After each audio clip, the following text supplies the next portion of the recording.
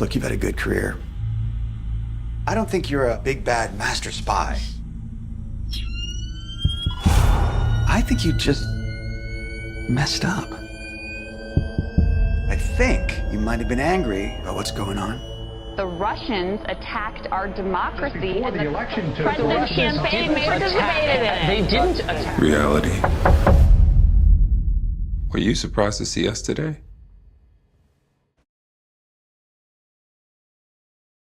Hello, Alex. How are we doing? I'm very good, Buzz. You okay?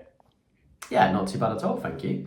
So this week we've got Reality, which is a film named after the lead character played by Sydney Sweeney, who's very good, I might add. It's a film directed by Tina Satter, which is a kind of directional debut because we haven't seen anything from her before. But it kind of it hones in on the real life case of this woman called Reality, who's very young, 25 years old, and she works for the American government. She's a linguist of sorts in the American Air Force, and essentially she released very private documents and files to the media. And was found out for it. And this is all a true case, and it's all very fascinating. But the film is very clever because it sets you off with her arriving to her house, and she's accosted by two normal-looking guys that turn out to be FBI agents. And very early on, you realise that the whole script for the film is based off audio recordings from the body cams of the two agents, or it might have just been audio audio had on them. And it's based on a transcription of the whole conversation. Yes, basically. It was all written down, wasn't it, and stuff like that. So it's very cleverly put into the film as well, when you can see the transcript at times. But yeah, a big thing about this film is the tension in it, because throughout the whole film there's loads of dialogue. There's a lot of small talk in the film, but it all is deriving to try and find out the truth. You know, the FBI agents are playing a few mind games. They're trying to gather information via small talk, and what did you make of the tension in this film, Alex? Do you think it's done well? Absolutely, yeah. I mean, that's the one of the qualities of the film is how well it's put. It's like, there's that saying, the elephant in the room. When both parties they're actually talking about gibberish stuff, but there's something else that both parties know, but they don't want to talk about. So that's the elephant in the room concept. And it's from the very first shot. So when those two guys rock up on her porch, and they just literally start talking about, how old is the dog, and but the way they move around her is like keeping their distance, but at the same time ensuring she doesn't have any exit to run away. And it feels like it's a little bit, they're a little bit afraid of her too. But at the same time, she's very distant. She's very cooperative. She doesn't say much, she says something and then changes her mind. And as a first viewer, so I wasn't sure what this film is about. So she's an NSA contractor. So she's working for NSA, translating interceptions between, Pakistani and Afghanistan, because she knows 3 languages, Parsi, Pashto, and one other. So she's very valuable, but she has full access, first-hand access to classified documents, which she's accused of having released. And this is all a true story. I didn't even know that this I knew it happened, but I didn't know where it started from. But that tension, if you don't know this, you can see, I was literally saying, what is going on? I can see the awkwardness between the parties, but what is going on? Didn't you feel the same as in the beginning? It was like a polite awkwardness, wasn't it? You know, and the two agents, it's Agent Garrick and Agent Taylor, and credit to them as well. Obviously, I think Sydney kind of steals the acting in this film, but the two agents, you should give them their dues. They are very good. But yeah, as you say, there's almost a bit of apprehension towards Reality. What a great name, by the way. What's a Reality Winner is the woman's name in real life. I think that sounds really cool myself. But anyway, there's a lot of apprehension towards her, and it's like at the start of the film, you don't know what's going on because you don't know the backstory. So you feel like, is she a terrorist or what's going on? Because the way the agents are acting towards her, it's almost like she could pull out a gun or she might have a bomb in the house. Correct. And Yes. they are very jumpy. So yeah, and then obviously when you find out that she had access to the highest order of documents, what a responsibility to be but it's handed, like and, she they're thinking she could be some sort of spy master, or she could be some sort of she might have security, or she might be highly trained and all of this stuff, and they're taking no chances with the way they approach her. Oh yeah, even with the cell phone as well. Do you remember them trying to unlock the cell phone? It's like if she enters a certain Code. amount of digits, that Correct. cell phone is going to self delete everything on the phone. They really are cautious about her, and But then I think- obviously it all kind of culminates to a scene where they go inside the house, isn't it? And that's when it really gets to the meat of the film, when they're in that kind of side room to the house, the garage type place, and that's when think- it really peaks. I think from a directing point of view, that's where the tension lies, in not knowing why these guys behave so weirdly with each other. And then it's such a rewarding, from the directing point of view, it's such a rewarding way of doing it, because at the end, when you do find out, oh, okay, now I'm starting to understand why the past 45 minutes I've been watching these guys playing around each other. They've been awkward. It's why they've been like this, because she might be a spy master. She might have been doing this for years by working for NSA.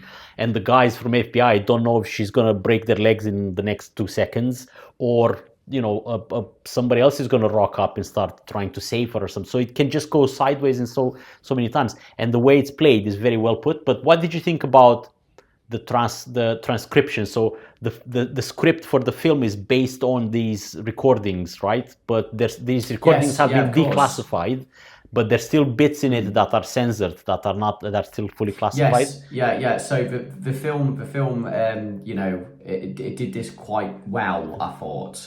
So when there was bits of the transcripts that still to this day can't be mentioned, which just makes you realise actually how important these files were, that even today in 2023, 2024, can't be said on camera even for film purposes. So when something like that was mentioned, a piece of information, it would kind of do this blurring kind of technique, and it would distort the audio so you can hear it. It happened quite a few times, and I don't think it was overdone as well. I think it was just a reminder that actually this is a true story, and this information is still classified. Absolutely. And obviously the information in question that this film is about is the tampering of the US election, the 2016 US election, by the Russians. Correct. Now, obviously, because there's bits that we still don't know that are still classified, we don't know really the full extent of what was leaked to the media, because this is what Reality did. She leaked it to the media, so that kind of raises a question, doesn't it? Do you think the sentence that she got was deserved as a moral question when it comes to leaking this? Do you think it's affecting the lives of agents in the field, for instance? The report, the intelligence report that she leaked said that it was proof that the US intelligence knew that the Russians accessed the voting poll by hacking into the system or something like that. So that was the proof. But I guess the morality of but in the same intelligence report, that was leaked. There were names and things like that of active agents in the wild, American agents, hence putting those people in danger, or informants for the US government and putting them in danger. So I guess there is a case of the same question with Edward Snowden and Julian Assange. Is it the right thing to do to make the public aware of such actions from a foreign government, but at the same time risking the lives of American citizens? From my point of view, I don't think it is in this case. But when Edward Snowden's was completely different, because he actually showed the system of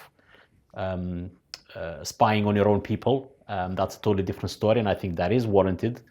But this one, that's what I felt a bit muddy, and I don't know what you think, Baz, in the film.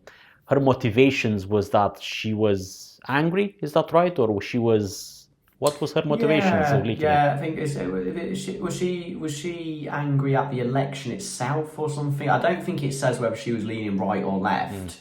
But she was definitely upset with the politics of today, is the vibe I got anyway when they were questioning her, because they were kind of pushing her into a corner really with why she might have done it, to get her to admit more stuff. Do you get where I'm coming from? So maybe it was a bit coercion, that really. But I don't know, do you reckon there was any money involved? Do you reckon that these media outlets might have paid her, Well, a fair amount of money to do what she did? I don't think it was anything money related, but I just think it was just a immature mind having access to that.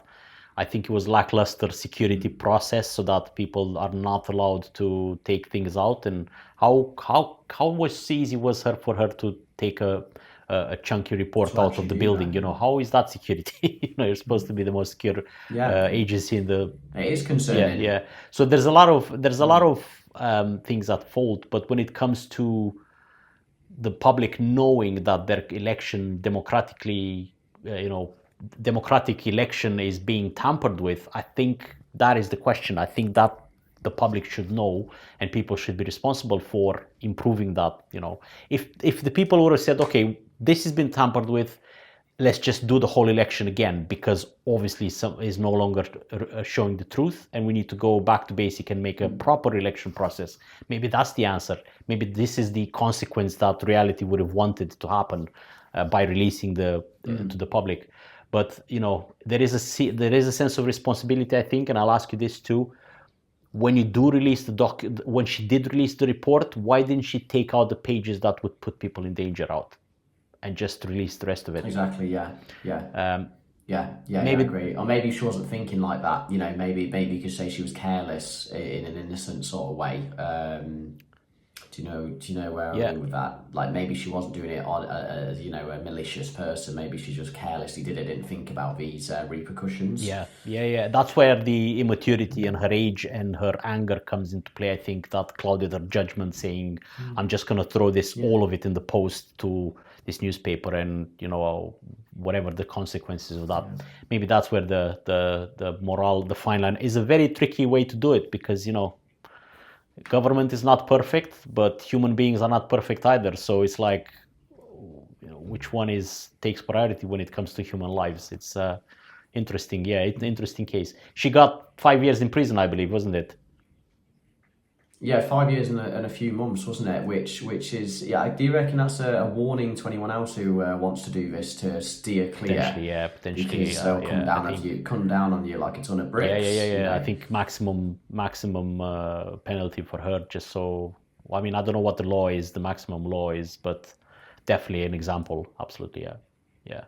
But the film is on Prime Video. It's pretty good. A pleasant surprise of a film. Low budget and very well delivered. Very good acting, very good directing.